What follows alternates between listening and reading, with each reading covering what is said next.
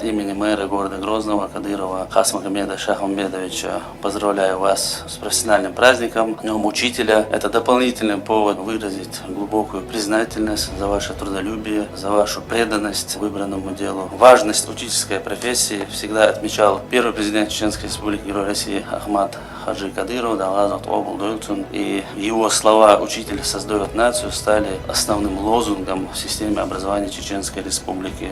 И сегодня мы видим, какие позитивные изменения происходят в сфере образования. И глава Чеченской Республики Герой России Рамзан Ахмадович Кадыров уделяет пристальное внимание развитию образования. Создаются все необходимые условия для организации учебно-воспитательного процесса. И, безусловно, наша с вами задача воспитать достойное подрастающее поколение.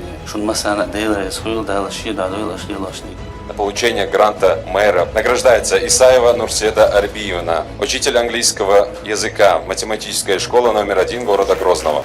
Газиев Казбек Хавашбаудиевич, учитель физической культуры, СОШ номер 23 города Грозного. Эди Султанова Зарета Руслановна, педагог дополнительного образования, Центр развития детского, юношеского, технического творчества города Грозного.